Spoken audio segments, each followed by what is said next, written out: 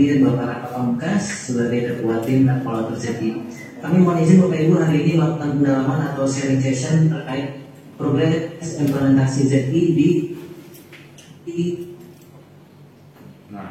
intinya Bapak Ibu. Baik, langsung inti acara yaitu pemaparan progres implementasi zona integritas. Bismillahirrahmanirrahim. Assalamualaikum warahmatullahi wabarakatuh. Yang kami hormati tim evaluator dari Kemenpan RB, yang kami hormati juga dari Inspektorat Jenderal, yang saya hormati kawan-kawan tim. Tentu mohon izin kami akan memaparkan hasil atau pembangunan zona integritas di Manisan Cendekia Serpong. Pada kesempatan ini ada beberapa hal yang akan kami sampaikan. Yang pertama, profil Manisan Cendekia Serpong. Yang kedua, capaian hasil pembangunan zona integritas pada 6 area perubahan. Yang ketiga, identifikasi dan mitigasi risiko. Dan yang keempat, inovasi. Bapak dan Ibu sekalian, tentu Manisan Cendekia Serpong pada tahun ini sudah berusia 25 tahun. Kami A pada 2020, INSM kami 13113674002, ada MPSN, tentu kami adalah negeri, Madrasah Alif Negeri di bawah Kementerian Agama Republik Indonesia. Ini SK pendirian kami UNI _W_PP titik 00.61548/2002. Tanggal pendiriannya di 6 Juni 2001. Walaupun pelaksanaan atau kegiatan pembelajaran kami memang cukup panjang, akan berdirinya di 1996, tetapi penegrian sebagai Manisan Cendekia di tahun 2001. Ini alamat kami di Jalan Cendekia, Sektor 11 BSD, Kota Tangerang Selatan, Banten. Bapak Ibu sekalian, sumber daya manusia yang kami miliki tentu ada dua, ada guru dan tenaga kependidikan. Guru kami dengan jumlah 53 orang dengan komposisi PNS 43 dan non PNS 10. Sementara tenaga kependidikan kami dengan komposisi PNS 13, non PNS 43. Jadi terbalik begitu posisinya antara guru dan tenaga kependidikan. Kemudian tentu sebagai madrasah negeri, tolak ukur untuk ketercapaian standar nasional pendidikan secara berperiode, secara periodik, kami tentu melaksanakan akreditasi. Ini tentu di akreditasi terakhir kami di 2020 dengan nilai A dan diangkat menjadi peringkat 1 dari LTMPT. Capaian yang tertinggi tentu bagi sekolah maupun madrasah. Yang ini tentu diraih tidak serta-merta. Artinya raihan yang kami dapatkan tentu dengan proses yang amat sangat panjang, dengan sistem pembelajaran yang memang sudah disusun sedemikian rupa sehingga menghasilkan capaian terbaik di 2021, di mana di sebelumnya di tahun 2020 kami di peringkat 2 di bawah SMA Negeri Unggulan MH Tamrin. Saya kira ini raihan tertinggi kami tentu setelah UN tidak ada, kemudian LTMPT memberi ranking untuk semua sekolah dan madrasah yang mengikuti UTBK. Sementara sebaran alumni kami juga sesuai dengan target yang sudah ditentukan oleh Kementerian Agama Republik Indonesia melalui Juknis Pengelolaan Pendidikan Manisan Cendekia, bahwa target alumni yang melanjutkan studi keguruan tinggi negeri itu kami diberi target minimal 90% yang mereka bisa menstudi di perguruan tinggi negeri favorit.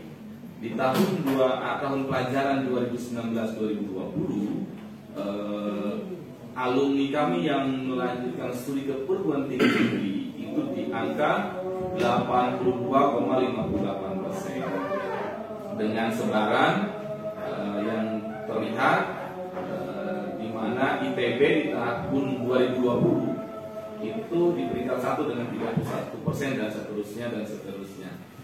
Sementara di tahun 2020-2021, tahun pelajaran 2020-2021, tingkat siswa yang persentase yang melanjutkan ke perguruan tinggi negeri itu di angka 95,1% dengan sebaran yang tertera di layar.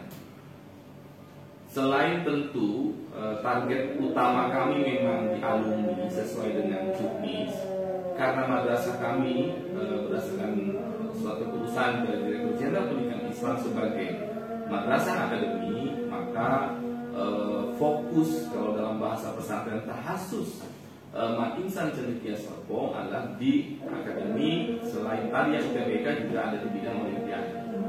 Alhamdulillah setiap tahun sebenarnya capaian di tingkat internasional selalu ada, dan ini terakhir di 2021 ada 2 siswa kami. Yang pertama atas nama Farel Alfaza Marsetio, ini medali perak di International Biologi Olimpiad. Ini pelaksanaannya di Portugal, Bapak Ibu sekalian, hanya di dunia maya karena secara online. Semestinya saya mendampingi Bapak Ibu sekalian, tetapi ternyata pandemi, jadi siswa kami melaksanakan Olimpiade secara online. Kemudian mata pelajaran kimia atau International Chemistry Olympiad di Jepang juga di 2021 itu meraih medali perunggu. Sementara 1 siswa lagi sedang melaksanakan Olimpiade Astronomi Internasional yang juga harusnya di Kolombia. Nah, ini capaian dari sisi Olimpiade dari siswa atau peserta didik kami. Tentu sebagai madrasah akademik dan juga madrasah kami di boarding school, sejak awal memang pola dan sistem pengolahannya sudah sedemikian rupa. Saya kira Bapak Ibu sudah mengetahui bahwa rangkaian tahapan dari proses penerimaan siswa baru kami juga itu sudah dengan baik sistem, sehingga tentu ini menjadi bagian yang tidak terpisahkan sebenarnya dari pembangunan zona integritas. Karena dari mulai kepala madrasah, guru, siswa, rekrutmennya itu langsung oleh Kementerian Agama Republik Indonesia, dalam hal ini oleh Direktur Jenderal Pendidikan Islam. Tentu dalam pembangunan zona integritas di Insan Cendekia Serpong sesuai dengan regulasi yang ada, tentu kami berusaha sedemikian rupa untuk bisa mencapai hasilnya di 6 area perubahan. Bapak dan Ibu sekalian, yang pertama tentu di area manajemen perubahan, membangun zona integritas tentu tidak mudah. Sebelumnya tentu tim pembangunan ZI kami belum melibatkan semua sivitas, semua komponen dalam kegiatan pembangunan zona integritas, karena ini menjadi sesuatu yang baru dan tantangan tersendiri buat kami. Kemudian baik proses, kami memiliki tim yang solid di pembangunan zona integritas. Kami melibatkan semua sivitas akademika Insan Cendekia Serpong dan berperan aktif dalam kegiatan pembangunan zona integritas, dan semua kita SK-kan. Selanjutnya juga dalam pembangunan zona integritas, kalau kita bicara sebelumnya dalam penyusunan rencana kerja, ya karena negeri biasanya kami sudah melakukan sebenarnya semua hal tentu harus direncanakan karena satker. Tetapi sebelumnya kami tidak melibatkan secara keseluruhan, dan juga mungkin dalam bahasa sayanya tidak terprogram dengan baik. Tetapi kemudian kami terus rapikan, dan semua rencana kerja tentu sudah kita laksanakan sesuai dengan materi. Penyusunan rencana kerja betul-betul melibatkan semua komponen madrasah, termasuk di dalamnya tentu dalam melaksanakan sosialisasi pembangunan zona integritas yang sebelumnya kami tidak maksimal, terbatas.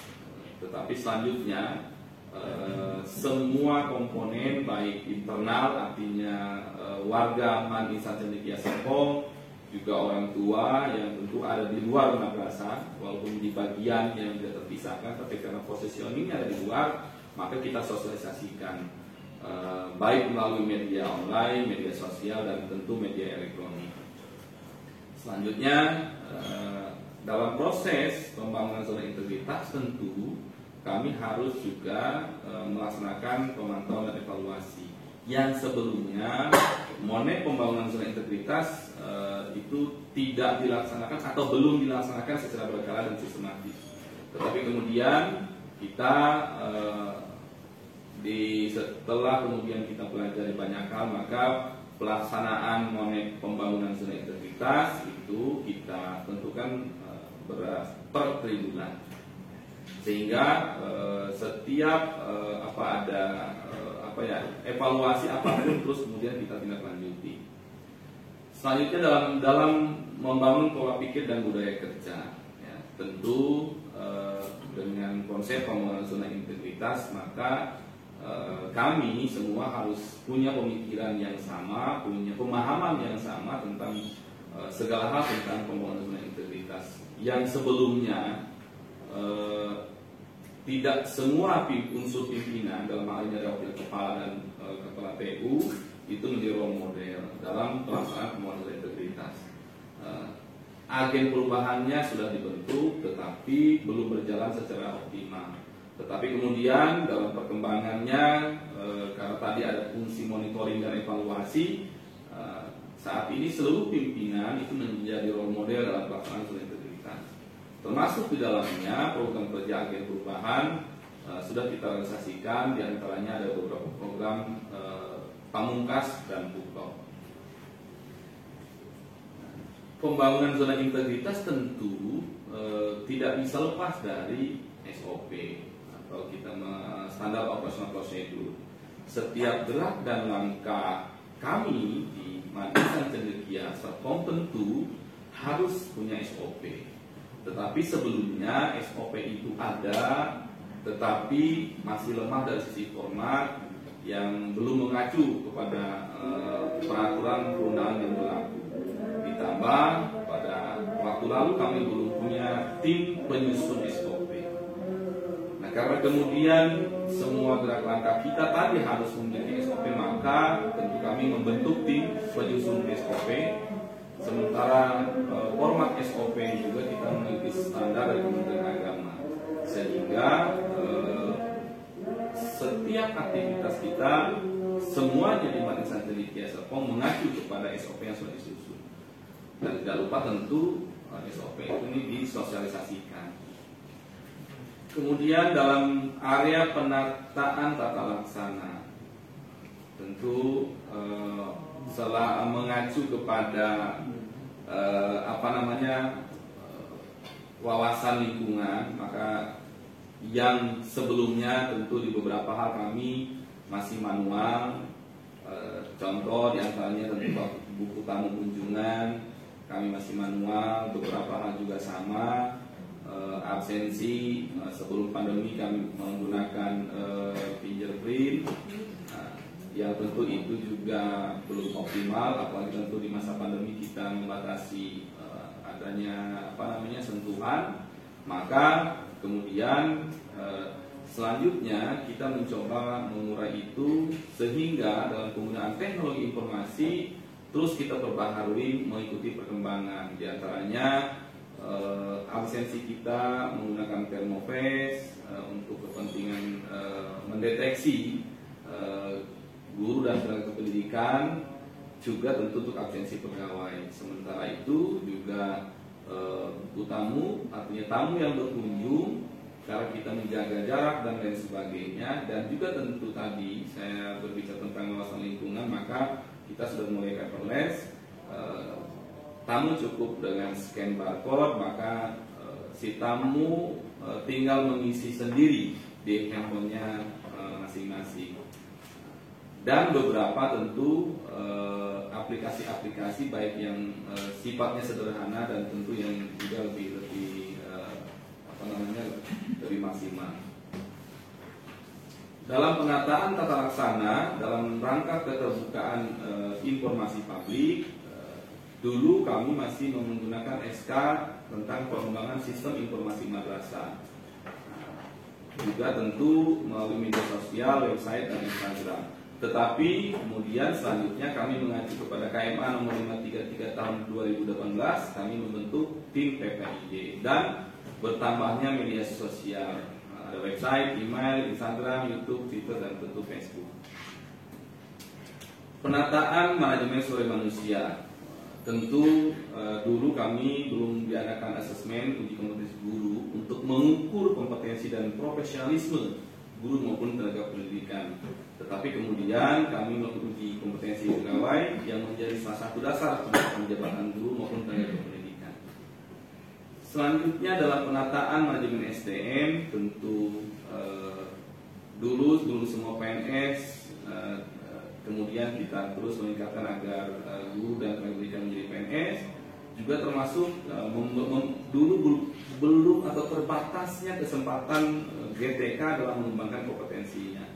Selanjutnya tentu bagaimana kami terus meningkatkan pengembangan kompetensi dengan cara tentu membuat atau melaksanakan program-program untuk pengembangan kompetensi guru dan karyawan.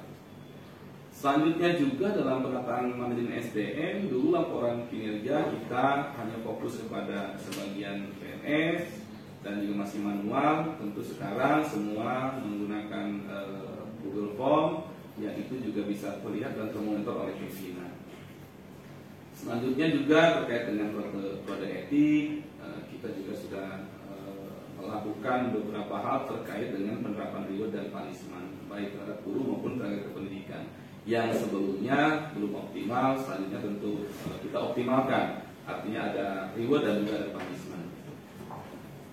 Termasuk di dalamnya dalam sistem informasi pegawai kita juga menggunakan aplikasi yang sudah juga disediakan oleh Kementerian Agama maupun juga oleh BKN, baik Simpel maupun juga sekarang ini ada yang MySupport. Dalam penguatan akuntabilitas, tentu keterlibatan pimpinan dulu belum terlibat secara aktif dalam penyusunan perencanaan, perjanjian kinerja maupun monitoring capaian kinerja. Tapi kemudian hari ini seluruh pimpinan terlibat secara aktif, bahkan memimpin langsung dalam penyusunan perencanaan, perjanjian kinerja dan juga melakukan capaian kinerja secara berkala. Dalam target indikator kinerja, sebelumnya penyusunan rencana kegiatan dan anggaran masih bersifat rutinitas dan berorientasi pada penyerapan anggaran dan kurang perhatikan itu. Tetapi selanjutnya penyusunan rencana kegiatan kita mengacu kepada renstra dan berorientasi kepada output ataupun outcome yang disusun secara online berdasarkan cascading program yang ditetapkan. Selanjutnya juga dalam IPA kita belum mendapatkan perhatian serius dalam penyusunan anggaran.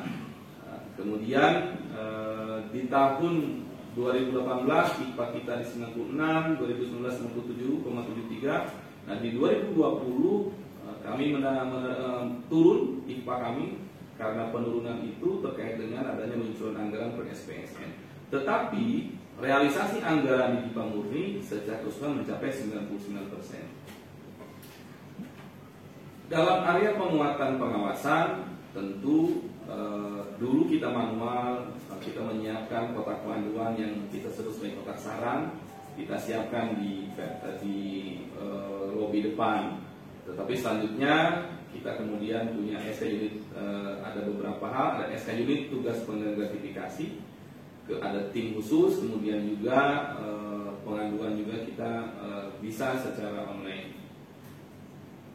Termasuk di dalamnya kita membentuk tim SPIP yang di dalamnya diantaranya juga penandatangan fakta integritas dan juga penyesuaian SOP.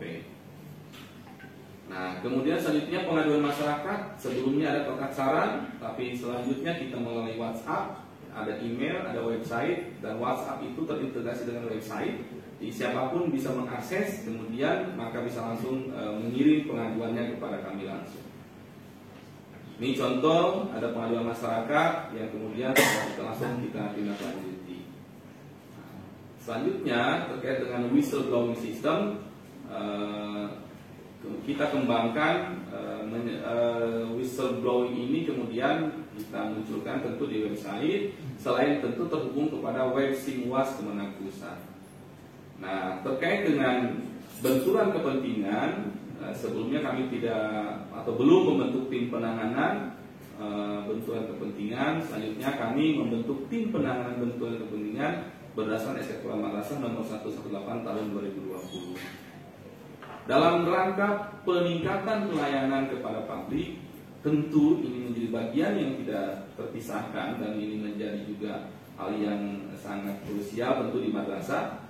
Tentu yang kami layani pasti kalau di madrasah lebih dominan kepada siswa dan orang tua siswa. Maka sebelumnya maklumat SOP dan standar layanan belum dipublikasikan, dan kemudian selanjutnya semua bisa dilihat, bisa diakses terkait dengan maklumat SOP dan juga standar layanan sudah dipublikasikan.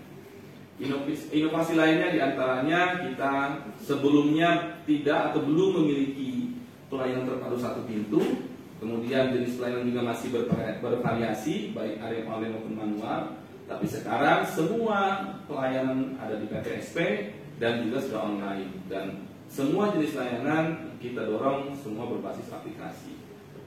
Termasuk dalam survei layanan PTSP pun sama. Dulu kita hanya tadi ada kotak saran, survei ini juga diarahkan ke sana. Tapi sekarang survei kepuasan pelayanan juga kami sudah online, termasuk untuk kotak saran di dalamnya. Nah, berikutnya dalam inovasi kami juga ada buku tamu. Tadi yang tamu dulu masih nulis manual, sekarang yang di awal sudah sampaikan bahwa kita menggunakan scan barcode. Sama halnya tentang informasi layanan telepon madrasah, dulu hanya telepon biasa. Sekarang di website kami semua informasi dan pertanyaan terintegrasi ke nomor WhatsApp PTSP dan bisa diakses langsung di website. Jadi lebih cepat dalam pelayanannya. Berikutnya dalam sosialisasi SNPDB, sebelumnya belum terjawab dengan baik, tamu datang ke madrasah atau tim SNPDB berkunjung ke madrasah lain untuk sosialisasi, maka sekarang kita bisa lakukan sosialisasi SNPDB secara terjadwal. Bisa juga menggunakan virtual conference dengan sasaran peserta bisa lebih luas. Media sosial madrasah, terbatas melalui website. Hari ini tentu hampir di semua akun medsos kita miliki dalam rangka tentu mengikuti perkembangan. Terkait dengan identifikasi dan mitigasi resiko, Bapak dan Ibu sekalian, ada beberapa hal yang tentu ini kami coba identifikasi. Pertama dari kesiswaan, itu terkait dengan seleksi nasional peserta didik baru. Tentu output kami adalah tercapainya jumlah peserta didik baru. Sementara outcome kami terpenuhinya peserta didik baru yang berkualitas sesuai dengan kriteria yang sudah ditentukan. Kenapa? Ya karena tentu karena kami madrasah akademik yang boarding, kami berharap mendapatkan peserta didik yang memang berkualitas melalui proses seleksi yang diselenggarakan Kementerian Agama. Tetapi dalam prosesnya tentu kami memitigasi risiko, diantaranya terdapat peserta didik yang tidak sesuai dengan kriteria yang ditentukan.